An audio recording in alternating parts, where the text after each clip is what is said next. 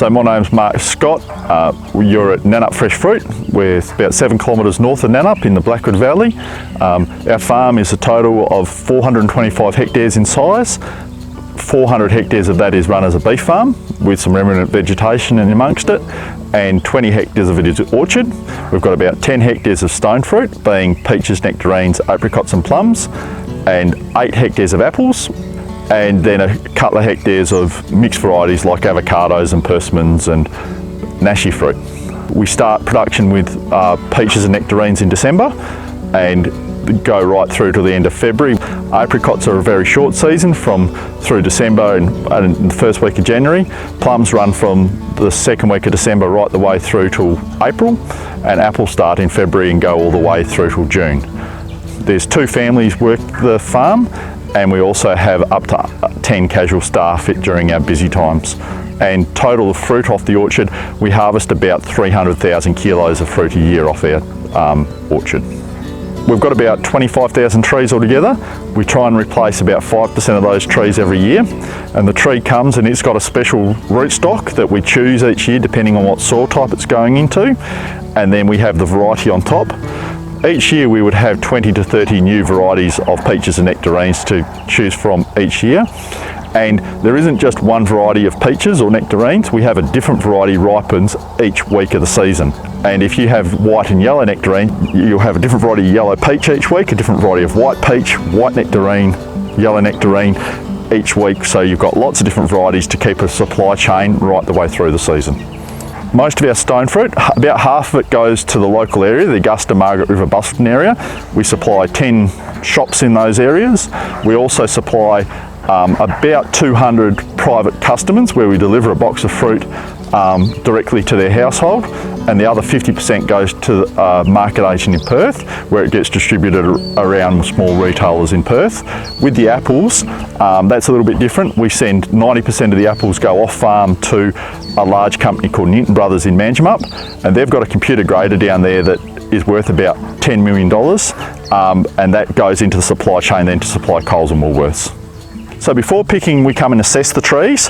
We actually, with the stone fruit, we can actually do a sugar test on the fruit to make sure that they've got the right level of sugars in the fruit.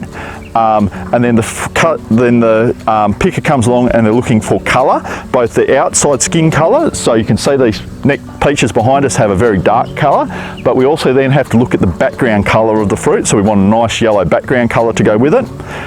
So as you can see, the background colour of that one, of the 2 bits of fruit, this one here has a green background colour, even though it's and that's I've picked a very green example here, but as you can see, you've not only got the red on the outside of the fruit, you've got a yellow underneath colour, and that shows us whether it's ripe or not. Is the yellow piece is the piece that really is the indicator, and that's a really good way when you go to the supermarket, if you go to look for a peach or nectarine, is look at its background colour, and it needs a nice yellow background colour, yellow orange background colour to know that it's ripe to eat.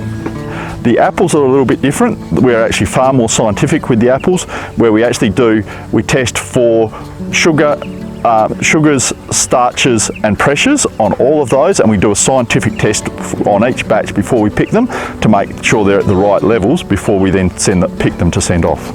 This time of year is certainly a very busy time of year for us. We've got some good systems in place because we've been doing it for so long. A usual day, we get up at about 4:30 in the morning. We start work just after 5 o'clock. The workers will be here at 6 o'clock to start work. We generally pick for about 6 to 7 hours a day, and then we'll do other cleanup jobs or what's called thinning. So with all of the fruit, we have to go through and we have to take 80% of the fruit off the trees when it's quite small to let the other 20% get to the right size. So that's quite a big job across the orchard, and it's most probably our biggest single expense. So that takes up a lot of time. But the picking side of it at the moment, yes, we've got a very good crew of locals who we've had for a long time. So staff management is relatively easy for our particular property, but it is a consideration, and making sure that everybody has a job to do all of the time is very much part of my role as manager.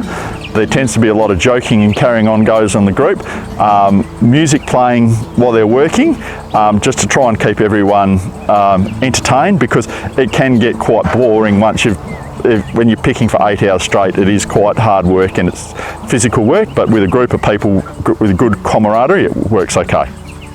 So this block here is a trial block that we've put in. It's on a lot closer plantings than what we would usually do. It's 3.5 metres wide between the rows and only 0.8 between the trees, and each tree has 2 litres on. And we've done it very deliberately as a trial to try and grow 2-dimensional trees, with the idea that in the future, and hopefully in the near future, because there's currently 2 prototype robots out in existence for thinning and picking of the fruit. And the robots work a lot better where you have a 2-dimensional system where they don't have lots of limbs and things to reach through. And so, yeah, that's going to be quite an exciting change to our industry when that comes along.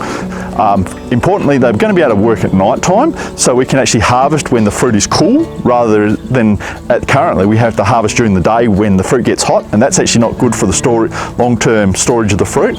So by being able to harvest at night, it would actually really help our fruit quality. And so there's a lot of advantages to robot harvesting. One of the interesting things about these sorts of planting systems, Bud, is the cost. So a hectare is 100 metres by 100 metre area. A hectare of this type of planting without netting costs about $110,000 a hectare to develop, and with netting it costs about $145,000 a hectare. Yeah, traditional planting would be around $50,000 a hectare, so it is quite expensive. Underneath each of the rows you'll see an irrigation line. We put about 7 million litres of water per hectare on per year, so that varies on the size of the tree, how big they get. The big peach trees and things you've seen in the video, they're mostly getting between 60 and 70 litres of water per day. A little apple tree like these ones are only getting about 35 litres a tree per day. We do vary how much water it gets. It's all electronically monitored with probes in the ground to how much water we put on. As they come out of the orchard, we grade any imperfections out of the fruit and that sort of stuff. You can see the boxes up the top are seconds cases. We try and get about 80% pack out is what we aim for, so that we're throwing 20% of the fruit away. That doesn't go to waste. We actually send the majority of our seconds fruit actually goes to a fruit leather company in Donnybrook called Solar Fruit, and we grade it to both size and shape and colour as we grade. This is a very old-fashioned way of doing it. I will say that the fruit that you get in Coles and Woolworths mostly goes through a big computer grader, but those computer graders are worth about $8 to $10 million, and so we don't quite have the size in our orchard to actually be able to afford one of those.